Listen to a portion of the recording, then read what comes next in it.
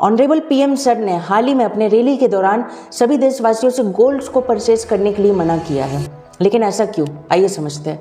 देखिए, भारत अपना 99% ऑफ गोल्ड्स को इंपोर्ट करता है, यानी कि दूसरे देश से परचेज करता है। देखो, आप भारत के किसी भी कोने में चल जाओ, अगर आपको कुछ खरीदना है तो उसके बदले में आप इंडियन करेंसी देते हो। लेकिन अगर यही खरीद बिक्री भारत के बाहर यानी कि विदेश में हो तो उसके लिए हमें रिक्वायरमेंट होगी यूएस करेंसी यानी कि डॉलर की। एंड इसी इमरजेंसी डॉलर को जो वॉलेट इंडिया में स्टोर करता है, उस वॉलेट को हम लोग बोलते हैं forex reserve of India.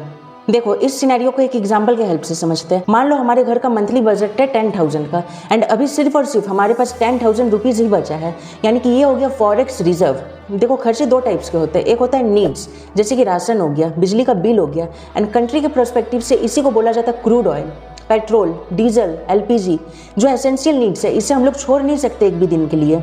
And दूसरा होता है वांट्स, न्यू ड्रेसेस परचेज करना, न्यू वॉचेस लेना, एंड कंट्री के पर्सपेक्टिव से इसे ही माना जाता है gold, foreign tour, foreign destination wedding, जिससे कि हम लोग कुछ टाइम के लिए स्कीप अवॉइड भी कर सकते हैं।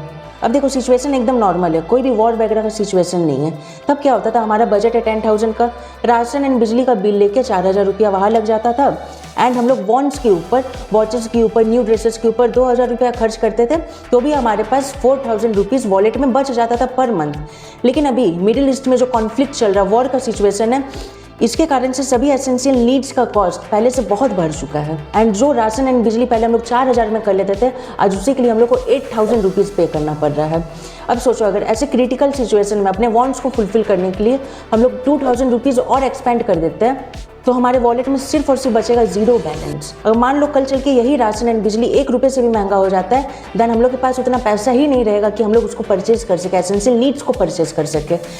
एंड इसी फोरसाइट को देखते हुए, आगे का सोचते हुए, ऑनरेबल पीएम सर ने कंट्री के सिटीजन से गोल्ड को परचेज करने के लिए मना किया है, ताकि हमारे कंट्री में जितना भी अभी डॉलर है वो सिर्फ और सिर्फ एसेंशियल नीड्स के पीछे लगाया जाए, ताकि कल चल के crude oil, petrol, diesel, LPG थोड़ा महंगा भी हो गया तो भी हमारे पास इतना पोटेंशियल रहे कि हम उसे परचेज कर सकें।